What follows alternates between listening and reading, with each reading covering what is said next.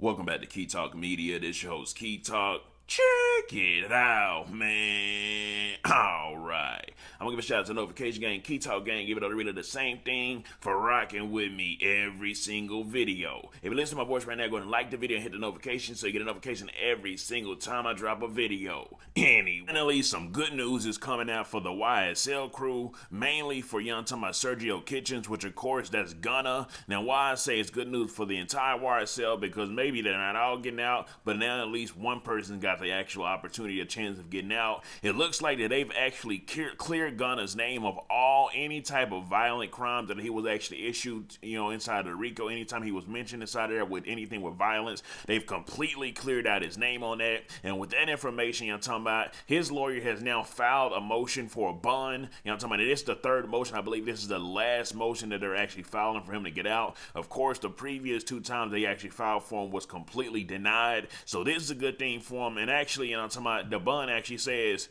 this is a third bond motion filed by Sergio Kitchens. One might wonder what change in the circumstances will support yet another hearing on bond. The answer is simple. Mr. Kitchens has been dropped from overt Act 75.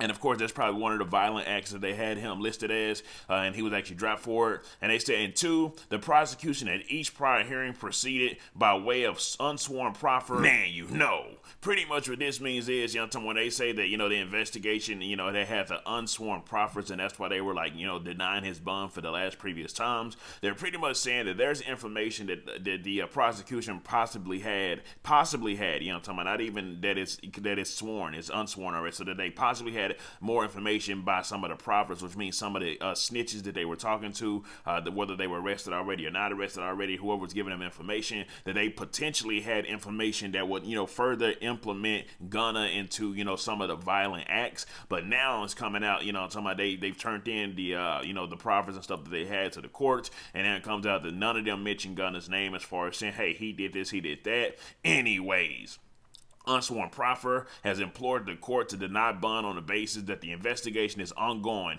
which means that the investigation would have been ongoing, but they should be wrapping it up now, or at least that portion of it, and that there are indications that Mr. Kitchen possesses significant risks of intimidating witnesses or obstruction of the administration of justice and pose significant threat or danger to persons or community, thus supporting a denial of bond, at least for now. So they were pretty much saying that's why he was getting denied, because they thought that he was probably going to possess a significant threat, calling other hits on people, since they are trying to implement him with a group that they say have called hits on people. But since he's not even really pretty much mentioned, they're trying to say now, hey, he's not even mentioned in nothing violent at all. So there's no way that y'all should have any type of, even possess any type of knowledge to think that he's going to go ahead and try to do any type of hits on anybody at all, because he's not arrested for any type of violent acts. Anyways, yet the proffers recited by the prosecution have been refuted by the evidence, which means, talking about the proffers that even if they did mention his name, there's no evidence to pretty much say, hey, this is the truth about, the client, which is Sergio Kitchens Gunna.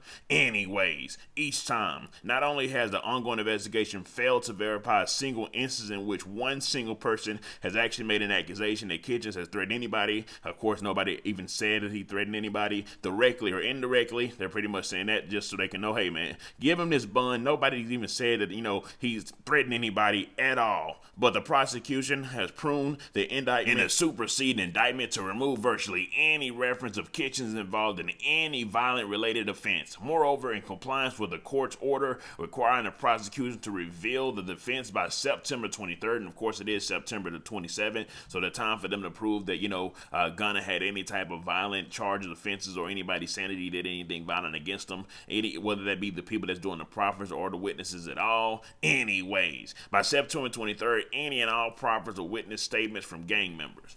Now So of course there's no way in blue hell that Young Thug's gonna actually be able to get out, since they are still trying to say that he's just the leader of all this. So any type of violence that's going on, pretty much they're saying that it happened right under his eye, under his command, and under his watch. But Gunna on the other end might have a little, to my little wiggle room to squeeze out and possibly be able to get out on bail or bond. Well, bond is what they call it. Be able to get out simply because now they've taken him out of any type of violent offenses at all. So the chances of him getting out is much, much, much more high than pretty much anybody else on the case. And of course, we know that Young Thug has already been denied his last, which I believe was his third bond hearing. He's actually already been denied. So he will have to stay in jail up until trial.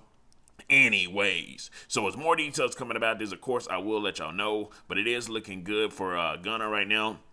And of course, that's a win for Young Thug as well, because, you know, I'm talking about, that's his artist, and I'm sure he wants his artist out making some money, somebody out making some money, so he can even help support. Because when you are inside of that jail, you know, I'm talking about, your money goes away fast. They say jail just depletes the money. I'm talking about, Boosie came out and was like, hey man, if any rapper tell you that they in jail still getting a whole lot of money, they lying. You know, I'm talking about, that money depletes away a lot. And of course, a lot of the artists, most of these artists, have sold away they masters, sold away they publishing and stuff as well, so they really only get paid whenever they do like shows, verses, and stuff like that as well. Anyways, let me know something coming down below. Let me know what you think about this entire ordeal.